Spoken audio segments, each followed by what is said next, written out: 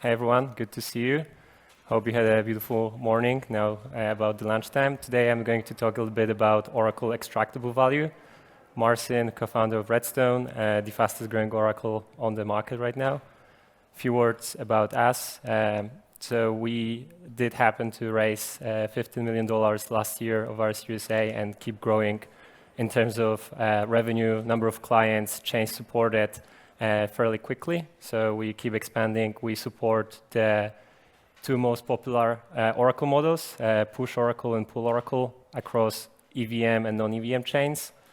We're also supported by some prominent figures in the industry like Stani from Aave, Sandeep from Polygon, Alex Gluchowski, founder of zk-Sync, and so on. So we do chat a lot with the people that are creating solutions that we support as the Oracle and for the price feeds.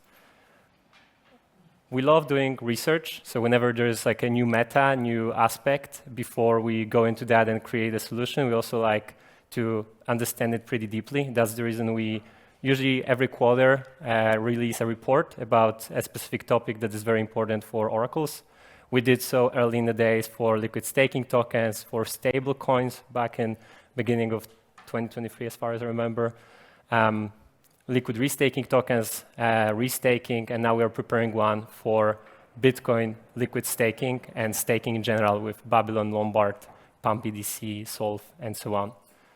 And we are a team of cool guys, in a sense. Like we try to be pretty easygoing and open to everyone in the space while keeping professional, because oracles, the one single thing that they have to keep is reliability and making sure the price feeds delivered are secure. But we can do it still in a, say, open and nice way. We don't necessarily need to try to be a monopoly or do some dirty tactics like maybe some other of the players in the market might do. Okay, let's start from the beginning. Who knows what an oracle is? Raise your hand. And who knows like how it works in practice, like, under the hood?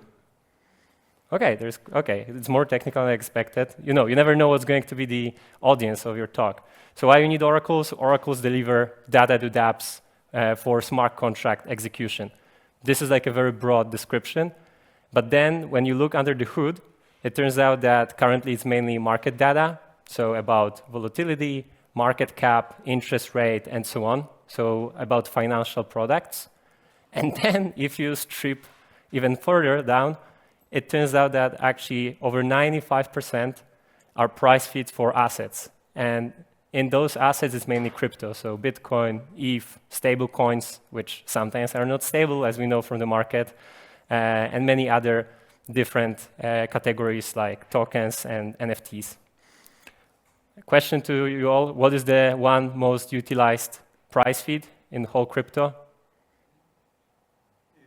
ETH USD, correct. It's not Bitcoin, it's not like Sol, it's not like even stable coins like USDC, because some people like to hard code that USDT or USDC is one-to-one with dollar, which is one approach. The other one is like, if everything collapses, then it's good to reflect the market value. ETH USD, that's the data from last year, so I didn't update it, but it's about 90% of traffic. So 9 out of 10 calls would go to ETH USD. Reason being, Ethereum is the home of DeFi, like that's where DeFi started, and it's still very much active. And there are a lot of L2s that utilize ETH as the main asset. As for our traction, we support over 100 clients on 60 chains, and some of the use cases for oracles. Lending markets, so oracles are used for creating positions and liquidations when they hit the liquidation threshold. Leverage protocols like Gearbox, Delta Prime, Crivenance. Restaking and staking, this is a category where we pioneered a lot. So in restaking and staking, you can take the market rate. So you take the price of an asset that people trade on decentralized exchanges, or you can take a kind of like fundamental rate. So the rate from redemption of the contract, for example, from wrap staked ETH to staked ETH. If you take that rate, it assumes that if Lido explodes, your protocol is going to be drained. As simple as that, because you will be reporting that Lido still exists and is functioning properly. And even though, for example, wrap staked ETH would be traded at a discount on the market, you would report still a high value. And yield protocols. But let's go to the crux of today's presentation, Oracle extractable value, what it is. So speed of information delivery matters. And in DeFi and finance, even more. Who knows what that guy is? Who that guy is? No? Very close, but the guy name is Pipides. So he was an Athenian courier that sole job 500 years before Christ was to deliver a message that the battle in Marathon was won, and he was supposed to deliver it to Athens. Nike, by the way, is like the victory that they won. He delivered it, said, and then paid the highest price you can, so he went down on floor and died because of that quick run. But over there, the speed of message mattered, and you can see it like throughout the whole history of mankind. A modern example, maybe some of you know, I hope, because it's a beautiful one, Flash Boys. Raise your hand if you know the story, Flash Boys. Okay, half of the people know. So it's a story of guys, traders, that created 1,300 kilometers of fiber optic cable worth $300 million from Chicago to New Jersey just to reduce the latency of trades on centralized stock exchanges and other venues that people trade with from 17 to 13 milliseconds. It's 4 milliseconds gain. And apparently, at scale, with all of the trades, they were able to front-run all the other traders. So a trader was looking at the trade, was clicking enter, and before his information got to the execution engine, they already, let's call it, sandwich attacked him. So either sold or bought quickly before. So the person who intended to do the trade was actually crooked with his intention at the very beginning. Right now, if you're interested in that story, I highly recommend. There's also a documentary about that. And I recommend Michael Lewis in general, because this is the same guy that created The Big Short, Moneyball, which is also a beautiful movie, The Blind Side, and also he created Going Infinite about FTX and SBF. I haven't seen that one, so you tell me once you check out whether it's worth it or not. But in general, he's a really good writer and storyteller. Right, so we know that speed matters throughout the history and now even more than ever. So how liquidations in DeFi are relevant for that? When you go to Aave, Venus, Morpho, lending protocols, or other protocols that allow you to borrow something, you put in a collateral, let's call it USDC, 1,000 USDC, and then you take a loan in Bitcoin. Let's say right now the loan would be worth $800. Here I took 100,000, here I took that the USDC would be $90,000, and the loan in Bitcoin is $80,000 worth in USDC, and this is what the Oracle is updating. And at a certain point, if Bitcoin grows, because efficiently you're shorting Bitcoin, so you put in dollar, you took out Bitcoin as a loan, so you believe that Bitcoin is going to drop in price. And that happened a lot, especially at the end of the last year when we broke $100,000. There were a lot of people, a lot of activity on chain that people were trying to short Bitcoin because they thought, okay, now it has to plummet again. But then it kept rising, right? It went above 100. So some people hit the liquidation threshold. Their positions were sold off on the market, and there was also a liquidation discount for the liquidators themselves, so that they're incentivized to actually close the position, sell on the market, and pay out the debt in the protocol itself. Venus is the biggest lending protocol on BNB chain, right now sitting at above $2.5 billion in loans, in assets inside, so total value locked. And over 30 days, we analyzed the amount of liquidations. And for the major pairs, so Bitcoin, ETH, and wrapped BNB, it was about $1.5 million, only in 30 days. And it wasn't a very volatile 30 days, actually. We could have taken something even more volatile. So there's a lot of money at stake. How it works on Ethereum, for example, right now with liquidations, if Redstone or Chainlink or any other Oracle delivers price feed on chain that is going to cause the liquidation, everyone sees that, right? Because this is on chain. And then what happens is liquidation bots are trying to put a transaction of liquidation as close as the next one after the update on chain that allows for the liquidation. So essentially, the logic is update happens on chain of the price feed from the Oracle, and then everyone is trying to bribe MEV searchers to put their liquidation transaction as close to the price update as possible so that they get the liquidation bonus. As simple as that. On Ethereum, it's mainly flashbots.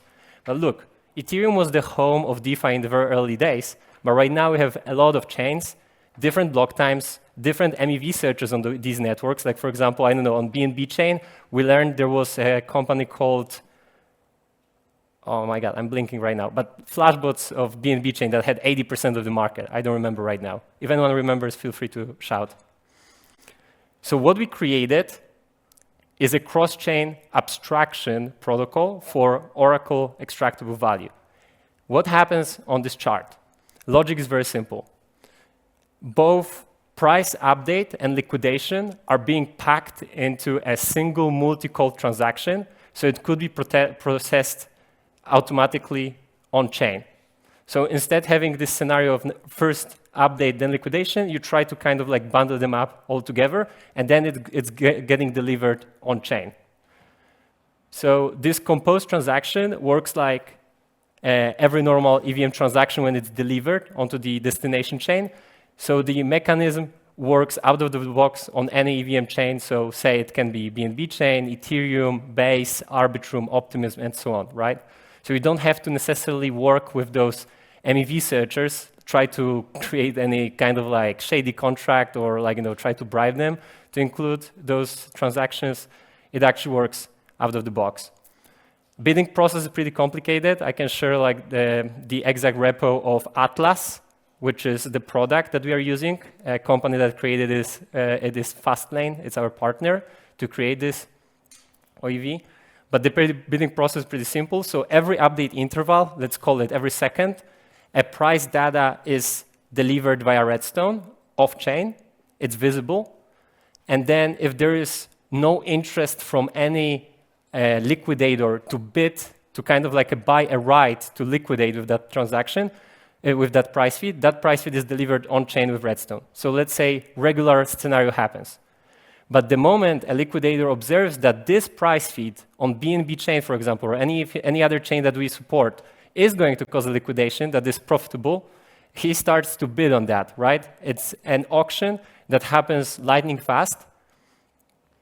And then the highest bidder gets the privilege to include their liquidation transaction together with the price update.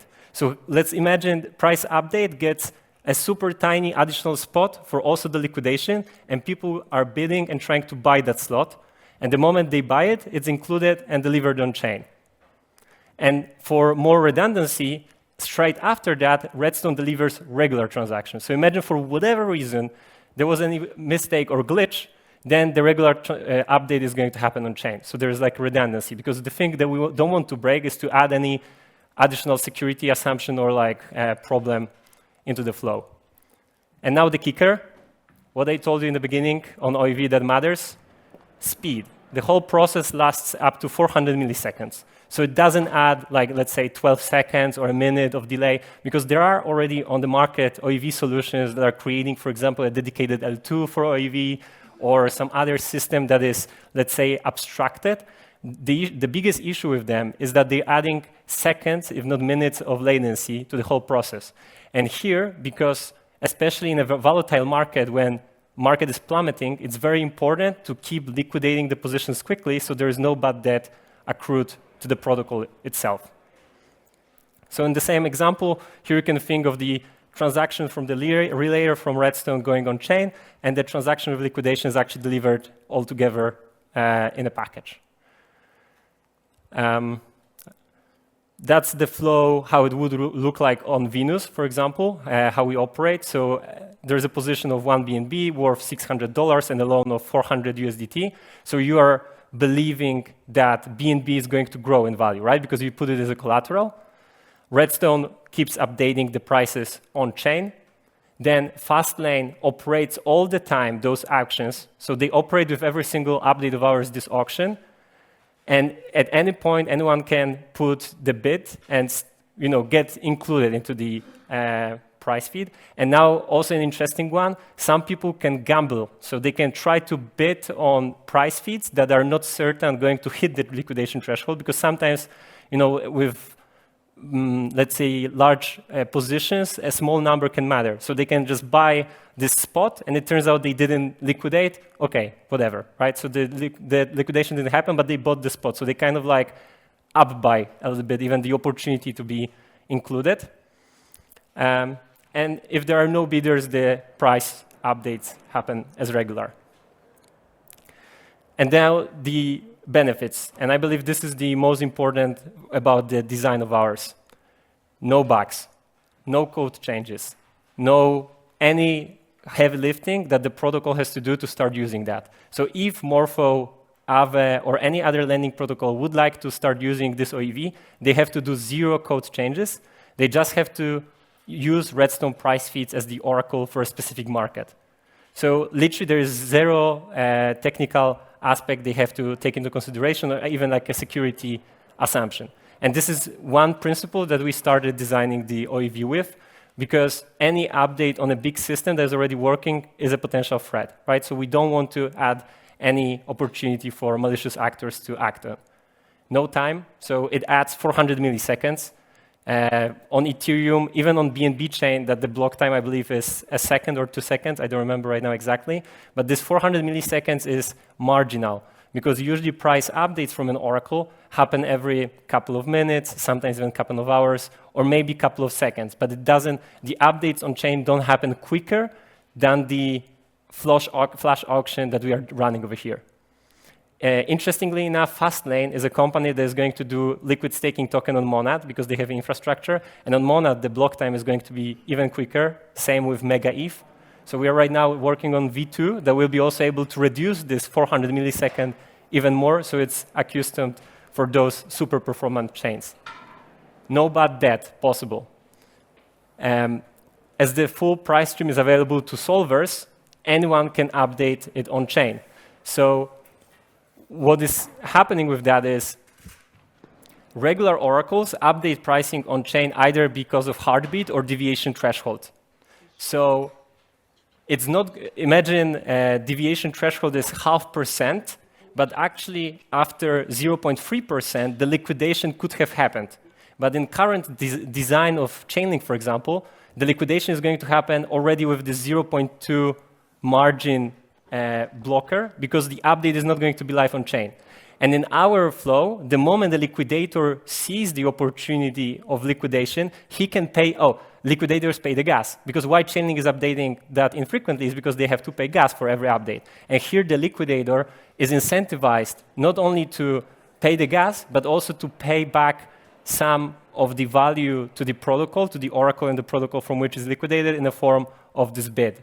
So actually we can even deem that we created a push feed that has 0% deviation threshold in terms of liquidations. So for liquidations, it has 0% because people are throwing those price feeds on chain.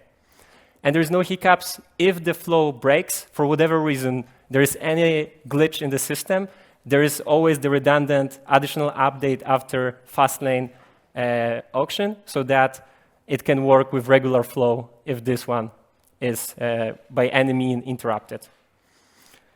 So this is for the Redstone OEV. Happy to answer any questions after the talk, because I have only 58 seconds.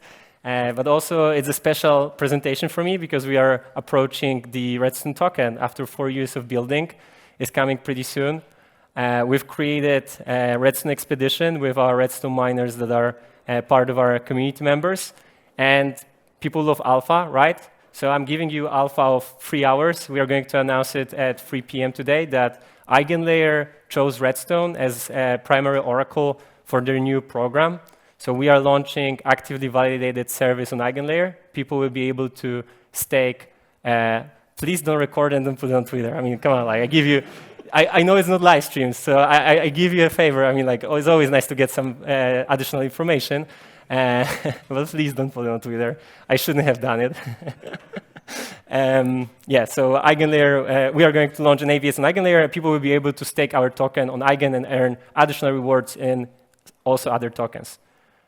All right, and I'm literally at clock. Thank you very much. I don't know if I have a moment for a question or not. Yeah, absolutely. Actually, we're opening up now the questions. Thank you, Marcin. So, yeah, hey, Marcin. I have a question about the auction, the bidding mechanism, since it's happening off-chain. Correct. Yeah, how the bidding works? How do you know that whoever is bidding the highest will pay you? How they pay you? Well, this is the design of Atlas, so this module of multi-transaction bundled in one transaction. No, but I guess you only include the transaction that is of the highest bidder, right? So let's say me and yes, Wolfgang, yes, like I'm trying to liquidate, and I made a better payment for you, yes, to include my transaction. So how are you sure that I will pay you? Oh, you get the spot only after you paid. So you have to... No, but it's 400 milliseconds. Then how is 50 off? So 400 milliseconds is the whole flow. I don't know what's the exact time for the bidding process, but the bidding process is, for example, now I would have to check in the documentation, but 100 milliseconds is the bidding process, so super quickly, because those are not humans that are bidding. Where do I pay you? Because there is a special contract to which you have to pay. Once the payment is done, then you are able to be included in this slot. So unless you pay, you are not able to be included. But no blockchain will finalize in 100 seconds. That's a good question. I would have to check that with Fastlane, but I know they have like a registry of liquidators that are taking part in this game of like it's an open system, so anyone can come and start like bidding, but how the payment process exactly works, I'm not certain. All right, thanks.